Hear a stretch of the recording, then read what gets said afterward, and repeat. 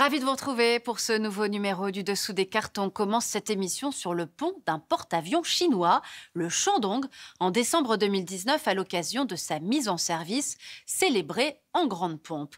Objectif de la Chine de Xi Jinping, s'imposer comme la plus grande force maritime mondiale, contrer les États-Unis dans cette région stratégique de l'Indo-Pacifique, avec en ligne de mire notamment la réintégration de Taïwan, la petite Chine rebelle et démocratique. La Chine trace son chemin de puissance sur terre et sur mer, et on va voir comment, dans le domaine maritime, la Chine joue sur plusieurs tableaux à la fois. Équipement militaire, colonisation d'îlots et de récifs, exploitation des ressources, halieutiques notamment, au mépris d'un droit international de la mer que Pékin réinvente, vous allez voir, à sa guise. Sortons nos cartes. Les mers et les océans qui recouvrent la plus grande partie du globe sont régis par un ensemble de règles communément regroupées sous le terme de droit de la mer, fixé pour la première fois en 1958 par la Convention de Genève, puis remanié en 1982 par la Convention des Nations Unies sur le droit de la mer à Montego Bay en Jamaïque. Cette convention a été signée par 168 pays. Elle distingue principalement 3 types d'espaces maritimes. Les eaux territoriales, une bande de 12 000 marins, soit l'équivalent de 22 km, qui bordent les territoires des États. La souveraineté de ces derniers dans ces eaux territoriales y est quasi totale, sur l'eau bien sûr, mais également sur les fonds marins et l'espace aérien. Les navires étrangers ont toutefois un droit de passage inoffensif dans cette bande, y compris les navires militaires s'ils ne portent pas atteinte à la paix et à l'ordre de l'État côtier. Viennent ensuite les zones économiques exclusives, les fameuses ZEE, une bande de 200 000 marins, environ 370 km, bordant les eaux territoriales. Les États côtiers possèdent des droits sur ces ZEE en termes d'exploitation des ressources de la mer, de son sous-sol, mais aussi en termes de construction et de conservation. Comme pour les eaux territoriales, les États côtiers doivent garantir la libre circulation des navires. Mais l'exploitation de certaines de ces ressources par des navires étrangers est soumise à autorisation et négociation. Au-delà de ces 2 bandes côtières, on trouve ce que l'on appelle la haute mer, où le principe de liberté de navigation et de pêche prévaut. Alors évidemment, comme vous allez le voir, les choses ne sont pas si simples dès qu'on s'approche de certaines côtes, notamment celle de la mer de Chine du Sud, un énorme espace maritime de 3,5 millions de kilomètres carrés. Vous voyez sur la carte les limites théoriques des ZEE des États entourant la mer de Chine méridionale et des eaux internationales telles qu'elles ont été définies par la Convention de Montego Bay. Sauf que le Vietnam, les Philippines, Brunei et l'Indonésie revendiquent des ZEE plus larges du fait de leur présence sur certaines îles de la zone. La Chine, elle, remet même implicitement en cause le principe des ZEE en brandissant ses propres cartes et ses propres normes, selon lesquelles ses droits souverains s'étendraient le long d'un tracé appelé langue de bœuf ou encore carte des 9 traits. Cette zone maritime couvrirait 2 millions de kilomètres carrés, l'équivalent d'1/5 du territoire chinois, avalant au passage les eaux internationales et une partie des ZEE des États côtiers. Cette revendication chinoise s'appuie sur une supposée antériorité historique de la présence chinoise dans la région et s'appuie sur des cartes publiées dans les années 1930 pour contrer l'installation des puissances occidentales dans la région. De nouvelles revendications s'ajouteront après la Seconde Guerre mondiale avec la publication de nouvelles cartes. Mais avec la signature de la Convention de Genève en 1958, Pékin est obligé de reconnaître la règle internationale qui veut que la terre domine la mer et que les droits souverains sur les mers découlent d'une souveraineté territoriale. Mais la Chine n'entend pas renoncer à ses ambitions maritimes. Elle va juste changer de stratégie et contourner la norme occidentale des fameuses ZEE.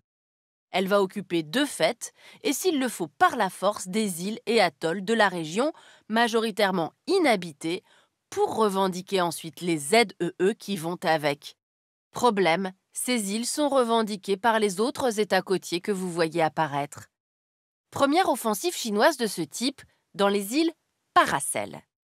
En 1974, profitant du départ des Américains du Sud-Vietnam, la Chine annexe l'archipel après avoir bombardé la poignée de militaires vietnamiens se trouvant sur place.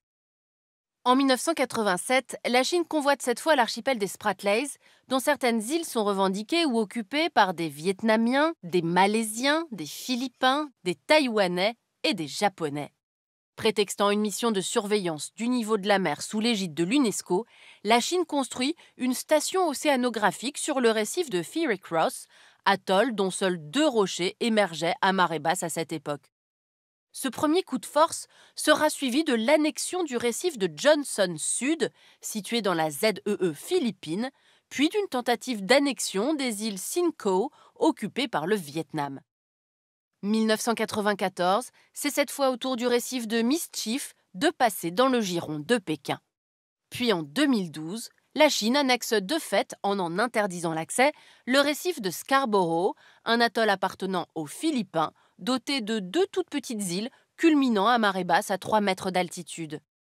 Pour asseoir un peu plus ses revendications, la Chine va à partir de 2013 se lancer dans une entreprise démesurée de poldérisation des atolls qu'elle contrôle, notamment à Fiery Cross, au mépris de toute règle environnementale, transformant de simples rochers en véritables îles artificielles.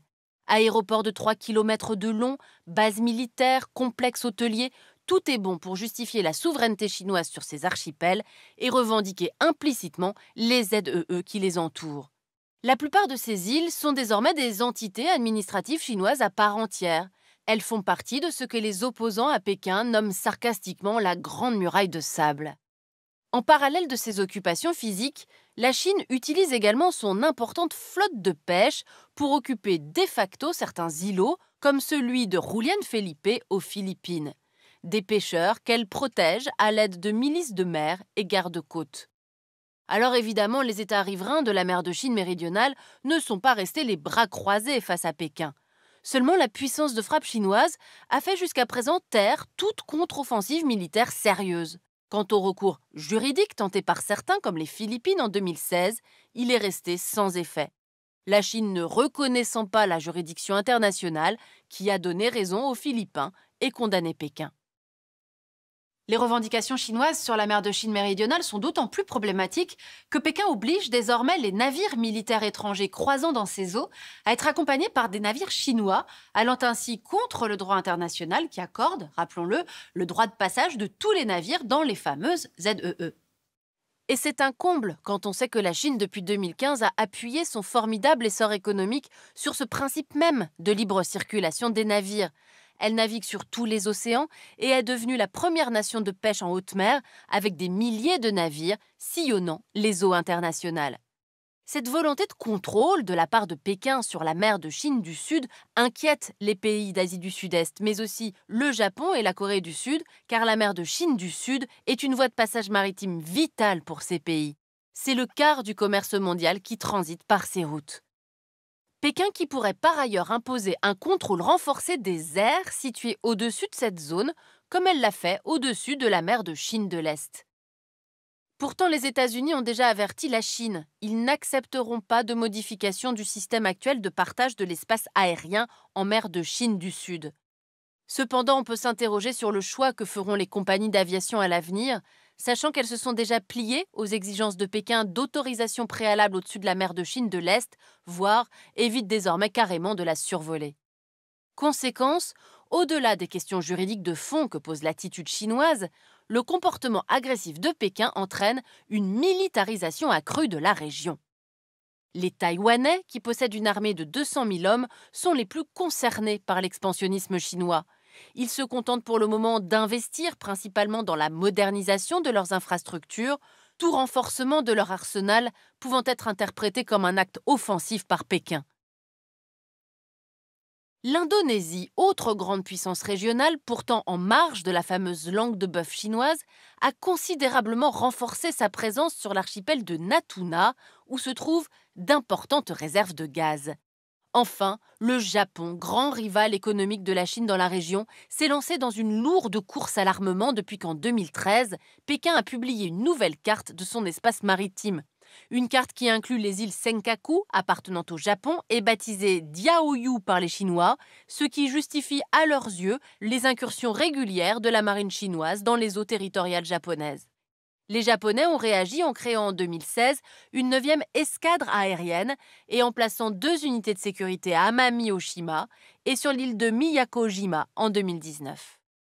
Les États-Unis sont également très présents dans la région et seul véritable contre-pouvoir à l'hégémonie chinoise. 50 000 soldats américains sont basés au Japon, principalement sur la base de Yokosuka. Ils sont également présents sur l'île américaine de Guam. Et les États-Unis ont récemment obtenu des Philippines le droit de construire des bases militaires sur le territoire philippin, renforçant leur puissance de frappe aux portes de la Chine. On l'aura compris, on constate aujourd'hui une croissance impressionnante de la puissance navale et maritime chinoise, de nature à inquiéter certains stratèges militaires occidentaux qui considèrent que l'Occident doit coûte que coûte conserver l'avantage en mer précisément pour tenir la Chine et la Russie à distance. L'Occident puissant historiquement par ses flottes, ses bases, ses possessions et par le contrôle des grandes voies de communication maritime. Mais un Occident désormais concurrencé dans ce domaine par une Chine qui ne s'encombre guère du droit international pour parvenir à ses fins, de même que la Russie de Poutine qui mène sa guerre en Ukraine dans le Donbass, mais également sur la façade maritime du pays de Volodymyr Zelensky. Il a collaboré avec nous pour la préparation de cette émission. Christophe Prazuc, vous pouvez retrouver sur le site de l'IFRI sa note « Mer de Chine et droit de la mer, le paradoxe chinois ». Ainsi s'achève ce nouveau numéro du Dessous des cartes. Rendez-vous bien sûr la semaine prochaine, même endroit, même heure. Et d'ici là, n'oubliez pas notre site internet arte.tv. À bientôt.